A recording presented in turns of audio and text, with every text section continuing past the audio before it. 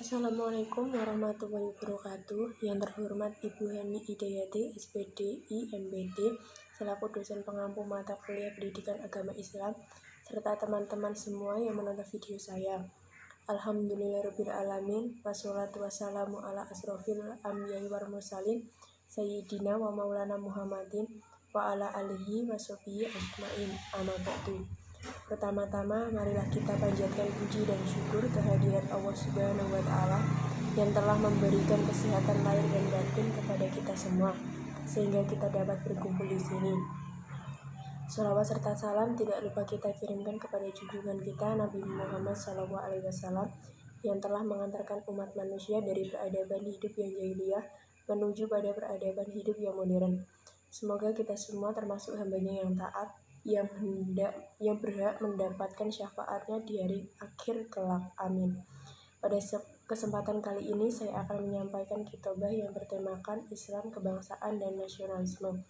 Kebangsaan berasal dari kata bahasa. Dalam Kamus Besar Bahasa Indonesia, bangsa adalah kelompok masyarakat yang bersamaan asal keturunan, adat, bahasa, dan sejarahnya, serta berpemerintahan sendiri atau kumpulan manusia yang biasanya terikat karena kesatuan bahasa dan kebudayaan dalam arti umum dan menempati wilayah tertentu di muka bumi.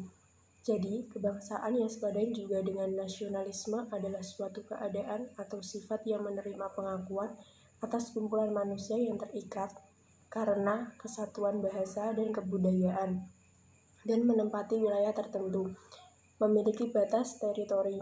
Pengertian itu bisa kita pahami bahwasanya kebangsaan atau nasionalisme adalah paham atau ideologi yang terkait dengan nilai-nilai dasar yang disepakati oleh warga negara dan ingin diimplementasikan dalam kehidupan berbangsa dan bernegara. Pandangan Islam tentang nasionalisme pada surat Al-Mumtahanah ayat 8. Allah tidak melarang kalian berbuat baik pada orang yang tidak memerangi kalian dalam masalah agama dan tidak mengusir kalian dari rumah-rumah kalian. Berbuat baiklah dan berlaku adillah pada mereka. Sesungguhnya Allah mencintai orang-orang yang berlaku adil. Diceritakan bahwa Nabi Ibrahim alaihissalam berdoa kepada Allah Subhanahu wa Ta'ala agar negeri Mekah yang dijadikan negeri yang aman dan negeri yang diberi rezeki. Hal ini menunjukkan bahwa rasa kecintaan terhadap bangsa atau negeri sudah ada ketika zaman Nabi Ibrahim alaihissalam. Tercermin dari doa yang dipanjatkan oleh Nabi Ibrahim. Selain surat Al-Mumtahanah ayat 8, ada juga di dalam surat Al-Baqarah ayat 126, dan ingatlah ketika Ibrahim berdoa, ya Tuhanku, jadikanlah negeri ini negeri yang aman sentosa, dan berikanlah rezeki dari buah-buahan kepada penduduknya yang beriman, di antara mereka kepada Allah dan hari kemudian. Al-Ghazali juga menjelaskan dalam Al-Quran surat Ali Imran ayat 200 dikatakan, wahai orang-orang yang beriman, bersabarlah kamu dan kuatkanlah kesabaranmu dan tetaplah bersiaga di perbatasan negerimu dan bertakwalah kepada Allah supaya kamu beruntung. Diriwayatkan dalam hadis sahih Al-Bukhari, Rasulullah mengatakan, wahai manusia, janganlah kalian mengharapkan mencari musuh, mintalah kepada Allah keselamatan, tetapi jika bertemu dengan mereka, bersabarlah dan ketahuilah bahwa surga di bawah naungan pedang. Kemudian beliau berdoa, ya Allah yang menurunkan Alkitab, yang menggerakkan awan, yang mengalahkan musuh yang berkomplot, kalahkanlah mereka dan tolonglah kami atas mereka. Nasionalisme di Indonesia melahirkan Pancasila sebagai ideologi negara. Perumusan Pancasila sebagai ideologi negara terjadi dalam BPUPKI, dan dari badan inilah Soekarno mencetuskan ide dari pemikirannya mengenai 3 aliran besar, yaitu nasionalisme, Islam, dan Marxis. Soekarno menyatakan, saya tetap nasionalis, tetap Islam, dan Marxis. Menurut Soekarno, cita-cita Islam untuk mewujudkan persaudaraan umat manusia dinilai tidak bertentangan dengan konsep nasionalisnya. Dalam nasionalisme terkandung makna kesatuan dan cinta tanah air, mencintai bangsa dan negara dengan mewujudkan persatuan bangsa dari berbagai ragam perbedaan. Ada pepatah mengatakan, bangsa yang besar adalah bangsa yang dapat menghargai jasa pahlawannya. Pepatah tersebut menjelaskan makna dari nasionalisme, apapun tantangan dan hambatannya, bangsa dan negara sendiri adalah yang utama. Nasionalisme yang benar itu mengutamakan kepentingan nasional tanpa mengabaikan tanggung jawab global. Seperti halnya motivasi cinta tanah air yang sering kita ketahui. Persatuan dalam sebuah negara merupakan salah satu kekuatan terbesar yang dapat diandalkan. Pada masa perjuangan kemerdekaan misalnya, pemahaman nasionalisme Indonesia menjadi faktor kunci semangat, motivasi, dan penggerak perjuangan kemerdekaan Indonesia. Hal ini tercantum dalam pembukaan Undang-Undang 1945 yang berbunyi, dan perjuangan pergerakan Indonesia telah sampailah pada saat yang berbahagia dengan selama sentosa mengantarkan rakyat Indonesia ke depan pintu gerbang kemerdekaan negara Indonesia yang merdeka, bersatu, berdaulat, adil, dan makmur. Pancasila dijadikan sebagai ideologi negara mengandung nilai-nilai dasar ketuhanan, kemanusiaan, persatuan, dan kerakyatan, keadilan. Pancasila sebagai ideologi negara Indonesia memiliki urgensi bagi kehidupan berbangsa dan bernegara. Di antaranya adalah membentuk identitas atau ciri kelompok bangsa, mempersatukan sesama, mempersatukan semua lapisan masyarakat dari berbagai macam latar belakang, agama, suku, dan ras, mengatasi berbagai macam pertentangan, konflik, dan ketegangan sosial, mewujudkan solidaritas dan egalitas, mendudukkan kebangsaan atau nasionalisme dalam sudut pandang agama Islam. Haruslah dengan cara memandang Islam itu sendiri secara substansialistik dan integralistik dan holistik. Islam sebagai agama tentunya mempunyai gagasan, ide, serta konsep dari Tuhan yang diharapkan bisa direalisasikan dalam kehidupan setiap pemeluknya. Gagasan, ide, serta konsep ini dikenalkan oleh Allah melalui Rasul atau baginda Nabi Muhammad SAW dan dijelaskan olehnya baik secara global maupun rinci. Semua gagasan, ide, serta konsep tersebut setelah dijelaskan oleh baginda Nabi Muhammad SAW menjadi satu kesatuan yang sistematis, mencakup semua dimensi kehidupan manusia yang melangit, akidah, ibadah murni, maupun membumi, relasi sosial yang kemudian disebut dengan ajaran agama. Dari sini kita bisa memahami bahwa Islam memunculkan ideologi, fikrah, dan tarikah yang menjadi satu kesatuan sistem aturan sekaligus ajaran agama. Membincangkan Islam dan kebangsaan sama halnya membincangkan agama dan negara. Imam Al-Ghazali melihat bahwasanya agama dan negara adalah dua entitas yang harus berjalan seiring. Agama ibarat akar dan negara ibarat batang. Dalam Islam memang tidak ada istilah memisahkan agama dan negara, dan tidak ada istilah agama adalah negara dan negara adalah agama. Ini menjadi sangat afirmatif ketika kita mau menilik perjalanan sejarah baginda Nabi Muhammad SAW. Perjalanan sejarah kehidupan baginda Nabi Muhammad SAW memiliki dua periode Mekah dan periode Madinah. Dalam periode Mekah, Nabi menata spiritualitas individu-individu masyarakat dengan pendekatan persuasif. Dalam periode Madinah, spiritualitas individu-individu masyarakat telah mapan dan bisa mewarnai komunitas Madinah saat itu.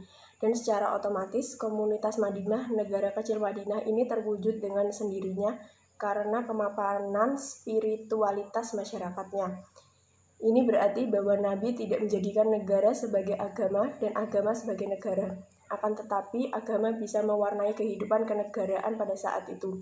Dari uraian di atas kita bisa memahami betul bahwa ideologi agama seharusnya bisa mewarnai ideologi negara. Dan kita tahu betul bagaimana ideologi negara Indonesia yang berupa Pancasila ini sudah sangat terwarnai dengan ideologi agama. Ideologi agama tidak harus diformalkan dalam sistem kenegaraan. Ia harus dijadikan sebagai alat kontrol, bukan sebaliknya. Ia tidak boleh dipahami secara verbal dan tekstual. Dan ideologi Pancasila mengandung esensi dari ideologi agama, sehingga tidak perlu dipermasalahkan. Ideologi agama yang telah diuraikan harus kita tancapkan kembali dalam benak setiap generasi insan muslim bangsa. Demikian juga dengan ideologi negara yang berupa Pancasila. Ketika demikian, maka sudah tidak ada lagi yang membenturkan antara ideologi agama dan negara. Generasi yang berpegang teguh pada ideologi agama, mereka akan selalu patuh, taat, loyal, dan cinta terhadap agamanya. Demikian juga generasi yang berpegang teguh pada ideologi negara. Mereka akan selalu patuh, taat, loyal, dan cinta terhadap negaranya. Yang demikian itu adalah generasi yang religius dan nasionalis. Warga negara memiliki kedudukan yang sama, masing-masing mempunyai kebebasan untuk memeluk agamanya, melakukan aktivitas kebangsaan, kenegaraan, dan kewajiban membela negara. Oleh karena itu, sebagai warga negara Indonesia yang mengaku seorang muslim, yang kebetulan beraliran kaku, yang hobinya melakukan kekerasan atas nama agama, bahkan sampai mengebom di tempat tertentu, entah itu di gereja, wihara, hotel, dan lain sebagainya, hendaknya mereka itu memahami ajaran agama Islam lebih dalam lagi.